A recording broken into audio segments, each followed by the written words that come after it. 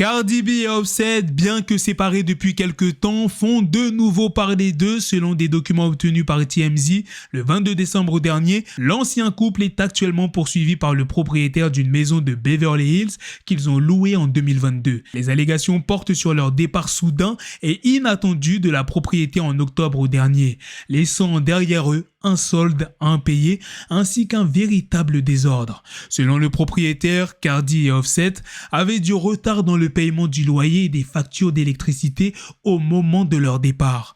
De plus, il est mentionné des dommages matériels significatifs s'élevant à environ 85 000 $. Ces dommages incluent des éraflures permanentes sur les sols en carrelage, les tapis et les rideaux, des meubles cassés, des trous dans les murs, ainsi que des marques de brûlure sur des tables, des comptoirs et des armoires. Il semble que le départ d'octobre corresponde à la période de la séparation du couple. Plus tôt ce mois-ci, Cardi B a annoncé sa rupture avec Offset, invoquant des allégations selon lesquelles ce dernier aurait eu une relation avec Chrisean Rock, l'ex de Blueface. Dans un direct sur Instagram, Cardi B a exprimé son scepticisme face aux allégations de l'infidélité de son mari. Elle a déclaré qu'elle ne croyait pas que Offset avait eu une liaison avec la star de télé-réalité il y a un mois, mais qu'elle prenait cette spéculation comme un signe pour tourner la page de leur relation. Elle a également annoncé qu'elle était excitée à l'idée de commencer une nouvelle vie en 2024. Cardi B a partagé son désir de repartir à zéro en 2024 avec une nouvelle apparence et une nouvelle vie. Elle a exprimé son enthousiasme pour cette nouvelle étape de sa vie, la comparant à sa période de travail acharné en 2017 lorsqu'elle était célibataire. Nicki Minaj a montré son amour pour les femmes rappeuses qui l'ont inspirée tant dans le passé que dans le présent. Lors d'une récente interview avec Joe Budden, la rappeuse a discuté de sa dernière sortie, Pink Friday 2, et a exprimé son admiration pour de nombreuses femmes de l'industrie.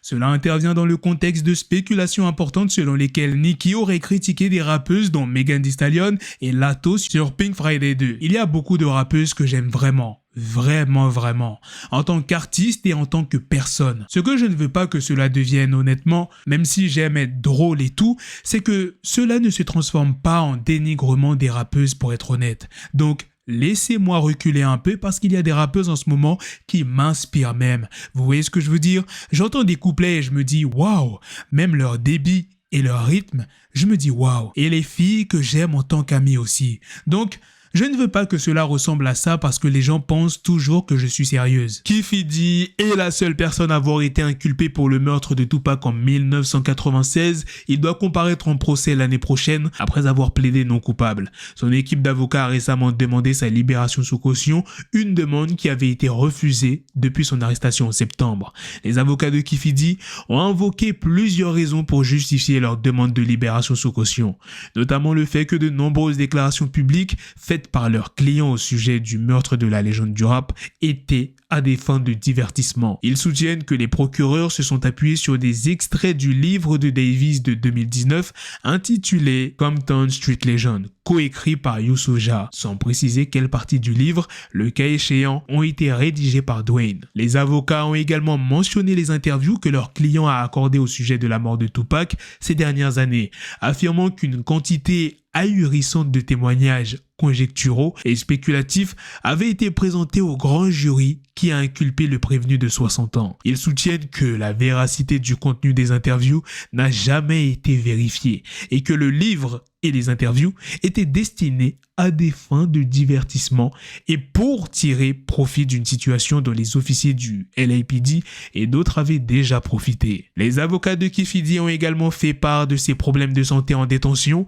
Il avait précédemment révélé un diagnostic de cancer du côlon. Ils ont déclaré que sa santé cardiaque s'était détériorée et qu'il ne recevait pas les soins médicaux nécessaires. Son alimentation en prison serait également très mauvaise. Le 19 décembre 2023, Jason Filocombo a partagé une information passionnante, la possibilité que la carte de Vice City soit cachée dans l'artwork officiel de GTA 6. Cette théorie a suscité un grand intérêt parmi les fans du jeu qui se sont précipités pour examiner de plus près l'image promotionnelle. L'artwork officiel de GTA 6, comme son prédécesseur GTA 5, présente un style artistique distinctif mettant en avant les personnages principaux, Jason et Lucia. Ce n'est qu'après une analyse minutieuse que la communauté a repéré un détail intriguant. le bracelet électronique porté par Lucia. Certains estiment que ce bracelet pourrait être la clé d'un accès limité à la carte au début du jeu, une idée qui a ravi les joueurs en quête d'indices sur le contenu du jeu. Cependant, la véritable surprise est survenue lorsque les joueurs ont scruté l'image en bas à droite. C'est là qu'ils ont prétendument trouvé des indices de la carte de Vice City. Un utilisateur sur YouTube a partagé ses découvertes montrant qu'il fallait zoomer de très près pour discerner une affiche accrochée au mur,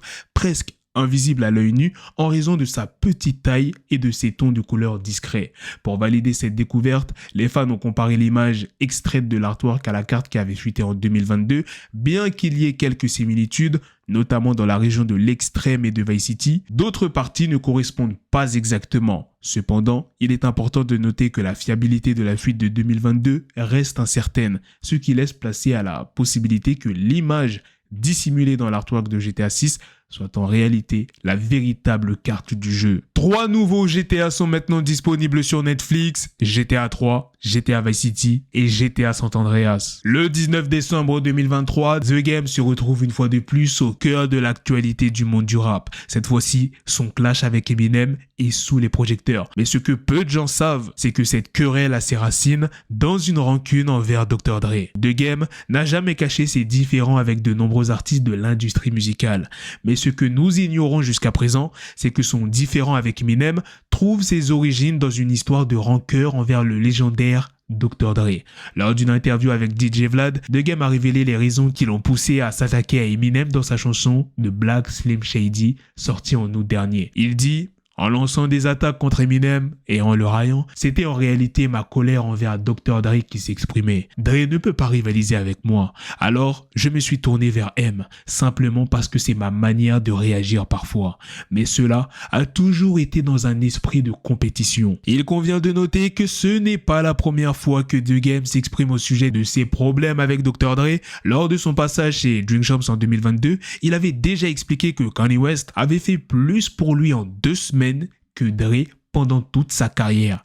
Il était également visiblement contrarié de ne pas avoir été invité lors de la mi-temps du Super Bowl, un événement qui avait réuni Dr. Dre, Eminem, Mary J. Blige, Kendrick Lamar, 50 Cent et Snoop Dogg. La véritable raison pour laquelle je n'étais pas présent au Super Bowl, c'est parce que je ne suis pas un artiste fiable. On ne sait jamais ce que The Game pourrait faire sur scène. Ils ont préféré opter pour des artistes plus sécuritaires. C'est ce qu'il avait dit lors de l'interview chez Drink Champs. 21 Savage sera présent au Festival des Ardentes l'année prochaine. Je le rappelle, il y aura Gazo, Tiakola, Nino, SDM, Shay, Niska, La Fève, DJ Snake, Jossman, Doja Cat, Central C et Offset. Rick Ross annonce qu'il va gravir le Kilimandjaro, la plus haute montagne d'Afrique en 2024. Il dit: je suis dans la forme de ma vie. Début d'année prochaine, je tiendrai ma promesse. Voilà les gars, c'est la fin de cette news. C'est aussi la fin de cette vidéo. Dites-moi dans les commentaires qu'est-ce que vous en avez pensé de toutes ces news que je vous ai présentées dans cette vidéo. Sur ce, on se donne rendez-vous très prochainement pour d'autres vidéos news. Prenez soin de vous la famille. Peace.